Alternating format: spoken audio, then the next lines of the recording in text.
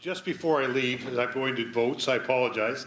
I'm not a very good moderator, let's put it that way, if I'm not here to moderate. But open discussion now, so just direct your questions, and I know that I would like to be here to participate in this, but I know they'll field these great, and I wish you guys all a great rest of the day. Okay. If I may say, just to pick up then, as you go. Absolutely. Okay. Yes. Thank you very much. Thank you very much. I would like to reinforce some of the points that our colleague just made. Of course, at CERBA, we've been working closely with EDC for a lot of years. We use also, for instance, to have every year the visit of the European Bank for Reconstruction and Development that I mentioned earlier, an institution which is based in London and, of course, which is active throughout the region. But I think one of the points I was trying to make in my presentation is that at times in the case of more difficult markets, the idea is that, I think there is a movie where there is a line about this, you are not alone.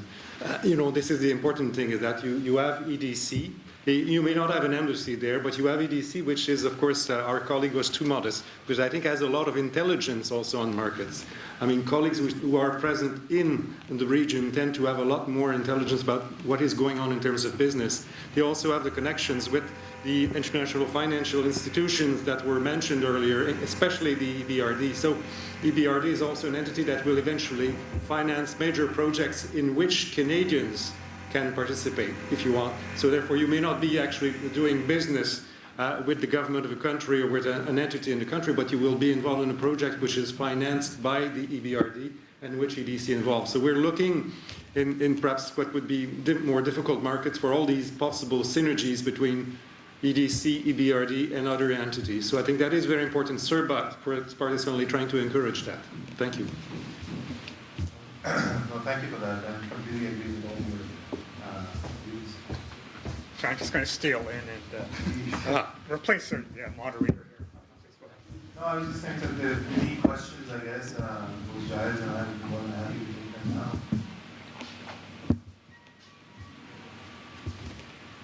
Yes, please. Will you be sharing your presentation with some key information I would like to? Absolutely. I think, we have the presentation, we have the soft copy, we can share that with you later. For sure, yeah. In terms of Canadian companies, what kind of services does EDC provide or CERBA provides for companies who are making investment in countries such as Turkey or Central Asia or Balkans, protecting the interest of Canadian companies? What kind of services do you have? Sorry, just to make sure that I understand the question, so are you saying that if there's a Canadian company investing abroad, how do we help them, or? If there are some irregularities in those countries, or if they face some challenges in those countries, what kind of services do you provide to those companies? Right, so, that's a very good question, thank you for that.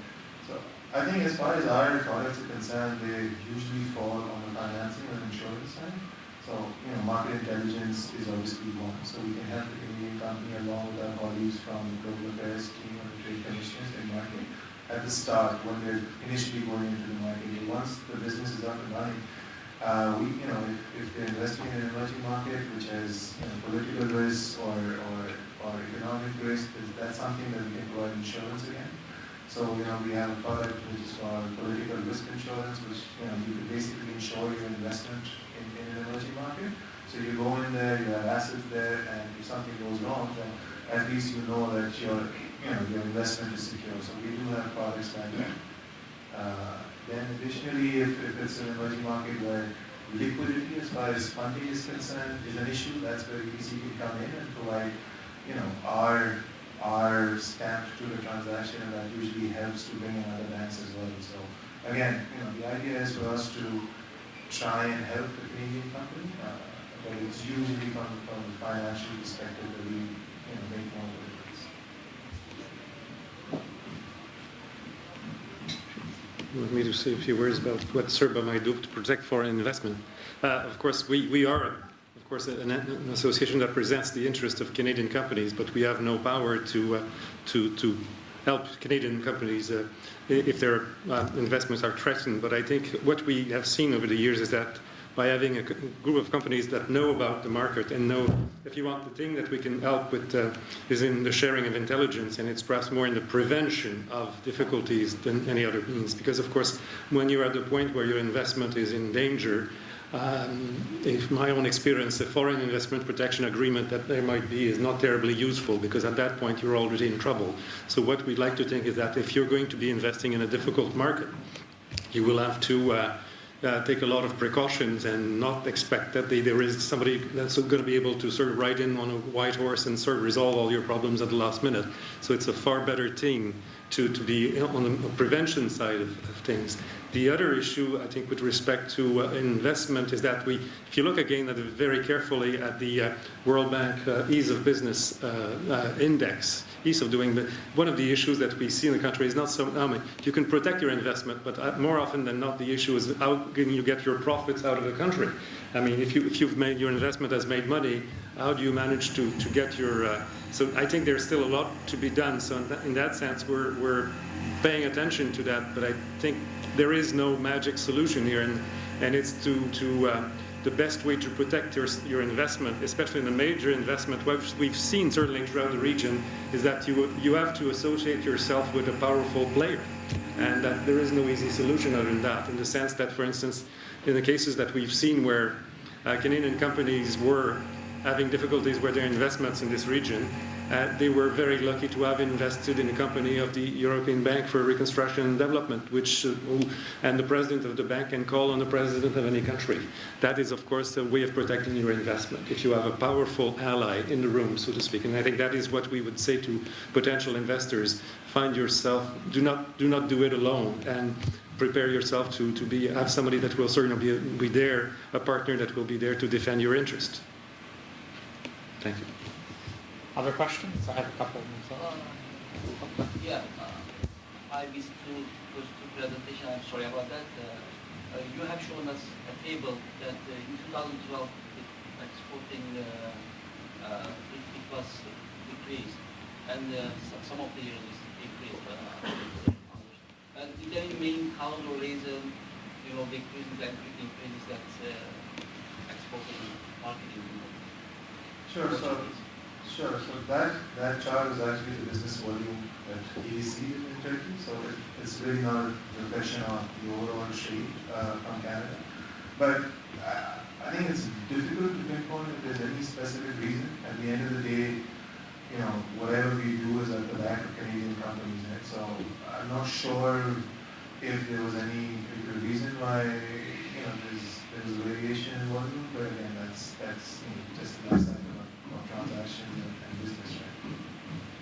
Can you make any forecast for the future, in 2006 or 2000, it's going to be going like that or it's going to decrease? Well, hopefully it's not decreasing. No, look, I'll be very honest, it's an important region. The Eastern Mediterranean region is an important region for EDC and Canadian companies. Turkey by far stands out. It's a tier 1 market for us. We try and help and encourage Canadian companies to go there.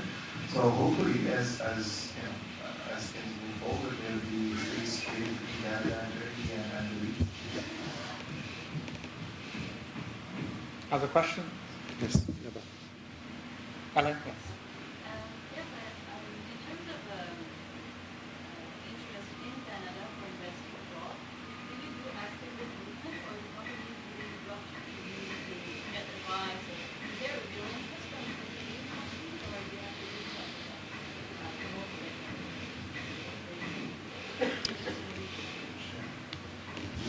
Yeah, sure. I mean, we do not do recruitment, of course, but what we try to do, for instance, is that we have the embassies of the region that are present, the countries of the region that are present in Ottawa, of course, are the ones who are, if anybody doing recruitment. We are trying to offer as much as possible information about what is possible. The problem when it comes to investment, of course, is that historically, as you can see, it has been focused on natural resources. And that is an area where the companies themselves basically know where to go. And at times you will have companies who will invest not so much because they need more the investment in itself, but it's always part of a strategy of diversification. what we've seen over the years is that some of the major investments were done by companies that wanted also to diversify their assets. So in that sense, no, we don't do a lot of promotion, but you can see that companies will be looking for intelligence, especially large investing companies will be looking for intelligence in terms of what is happening on market. And nowadays, because companies tend to be global, they want to know what's going on in terms of their own activity in any given region. Sure. I'll just add to what Giles said. So I think, historically, if you look at it, the fact that the US has been so close to us, it was always easier to go there. And the first preference for any Canadian company would be, just to go and export to the US again. It's just the, similar market, same language, etc. So that's, I guess, the challenge that we face at times, especially with respect to more frontier markets, is, the appetite for Canadian companies to go there. So, I won't say that we actively recruit, but we do whenever there is an opportunity in the market that we're familiar of, then we will try and flag those opportunities to the right Canadian companies, try and see if they have interest there. And again, it's about providing market intelligence and a little bit of hand-holding at times, because it is kind of scary if you're a small company and you're putting all your eggs in a market that you're not familiar with. So, it does require some hand-holding at times, but I guess that's why we're there. I don't know if that answers your question, though. Somewhat, maybe. Other questions? I think there was one here. Yeah. So we mostly talk about the Canadian companies trying to do business in those part of the world.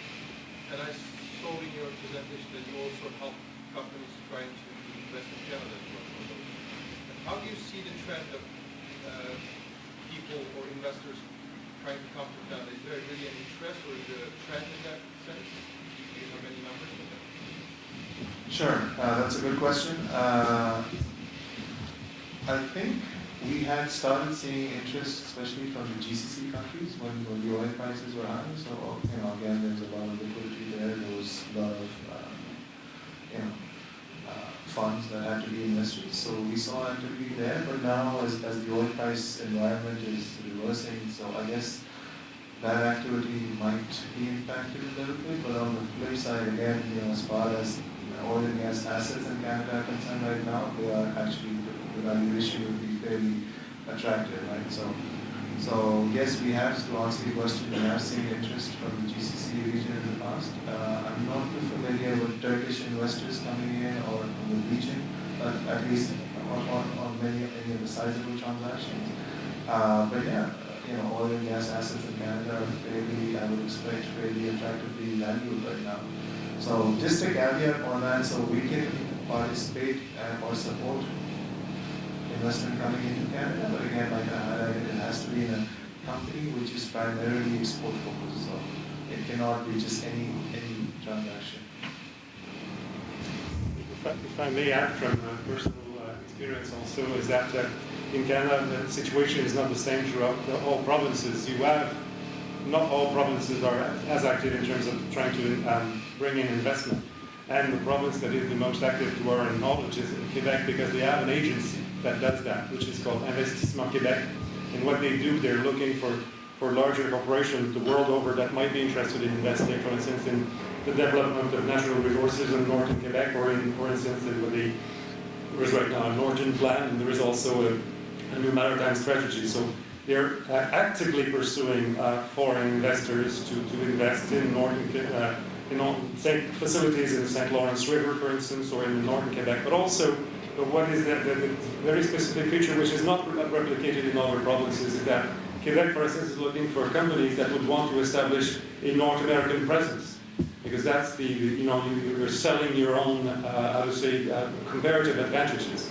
And of course, I don't know, of course other provinces could do it. I've not been aware, for instance, Ontario doing it as much, but Quebec has been doing it more and more actively, and of course perhaps using the fact that Montreal is quote-unquote an international city and a point of entry into the North American continent to promote actively the recruitment of investors. So that if you're looking for any player that is active in recruiting investors, you go to the Montreal office of Investissement Québec, and they're the most active player in that field. Questions? For Canadian companies, in order to be more active, what kind of strategy they might take in relation to be more active? Should I? You go. I mean, that's a far more difficult region. I think I will perhaps sound like a broken record, but find yourself a partner. If you want to enter a market, that's a bad expression, cold turkey. That is not a good idea. You want to go with some, try to make somebody else do the dirty work for you, so to speak. And I think that's the far better strategy. Or try to learn from the mistakes of your competitors. So I think the better strategy is to look at those who have sort of broken their front feet on the market before. And I think that is a far better strategy than anything else, because I mean, admittedly, let's say, especially, Turkey is a different market, but of course Central Asia is a complex market, and of course you're dealing with state agencies that have carry a lot of weight. So I think it is important to look at the experience of other companies, but also to look at those people on the ground, representatives of the international financial institutions who happen to have a lot of the intelligence, but of course they will not be sharing it until you go to them and ask them about it. Now that's why I also highlighted the point that, of course, our disadvantage right now is that we have only one embassy, so to speak, present in the region, and that would be, the first thing you do about a market is you speak to the embassy that is active in that region, and then they will help you. We have, of course, our embassy in Turkey covers part of the region as well. So so that's very important. Get all the free advice that you can get before you do anything. I think that's the most important thing. And then there are lots of sources of intelligence that are available and that are, of course, more than willing to offer you their information. Yeah, and thank you for that. Just adding to what Jared said, I think one key component of doing business in that part of the world is our relationships, which is true for any business, but I guess in the region it just takes slightly longer to develop those relationships. So, you have to invest time and effort in this. It may take longer than developing a relationship or a new contract in the US, for example.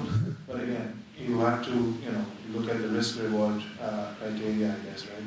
Because these are high-growth markets, so it's well worth the effort and time commitment. You might have to fly down there quite a few times before you actually close that deal. The other thing, as Jared also mentioned, I think was going through distributors and agents. So the model that we've seen work for many Canadian companies, especially the smaller ones, is that when they're looking at a new market, it probably doesn't make a lot of sense to put in a lot of investment and put your own people down there. It's probably not a bad idea to go through distributors and agents who know the market much more than you would at the start. And once you see that that market is giving you a lot of contracts and there's potential there, that's when the Canadian companies take the next step of actually setting up their own office there. So there are various ways to do this, but again, it needs commitment and focus from the Canadian companies. One question that I'll use my privilege and ask is, you mentioned at the beginning of your talk this sense of perhaps turning crisis into opportunity after the crash in oil prices and natural resource prices, and to what extent both of you either see Canadian companies doing that, or what paths they might take in order to think about the way these countries also need to move, given that they can't rely on stable incomes from fossil fuels and other resources in the future. Yes, I think the main point here is perhaps the idea, and again, I come back to what the ambassador of Uzbekistan was saying when he was visiting. It was actually at your university that he said that. I think innovation, I think the selling point that you have to insist on is that, this is a part of the world where you have other countries that are present. I mean, you have China, you have Russia, you have all. So, you know, what is your competition in terms of what can you bring to the table that will make you a distinct and desirable partner? And I think that is where you have to insist that what you bring is a new approach and generate innovation. And I think that is very important. In terms of, for instance, the sales that we make to some of these more difficult markets, let's say Central Asia, for instance, it has to do with in the field of natural resources. People will always be looking for the best equipment. At times they may not always be able to afford the best, for instance, prospecting equipment, but once they know that it exists and it's available, they will find a way to procure it. So in that sense, I think it's the idea of, I don't know, we're projecting an image of a country that offers new technologies and a new approach to doing business, and of course trying to be in a position to resolve some of your age-old problems, like, for instance, water management. So perhaps I think it's more a matter of perception, if you want to gain what you want to project as an image. This is a country, Canada, that will offer you solutions to some of your age-old problems. Sure. No, but I'd just like to add that our experience has been that whichever market that we go to, the perception of Canadian companies and Canada in general is very, very good. People trust Canadian products, Canadian companies. People abroad don't look as Canada, which is companies looking for quick bucks, so they'll come in and go out. So again, the perception is very good.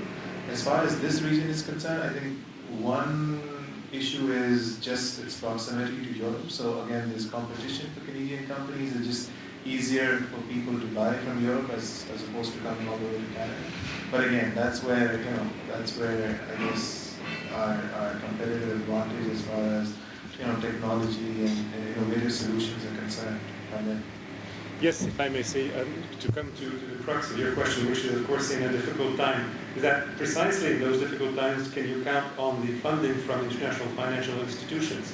I mean, it's a Keynesian approach to economics in the sense that, this is in those times when others may not be able to invest.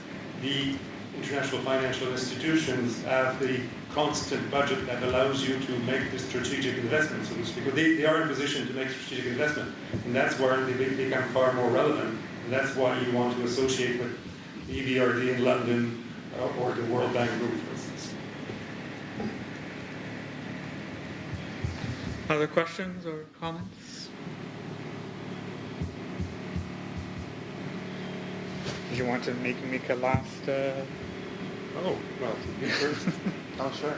No, well, thank you very much for inviting us here. It's always a pleasure to meet Canadian companies and people from the market. So as I mentioned, ADC is here to help you increase your business abroad. So please feel free to reach out if there's any way that we can help.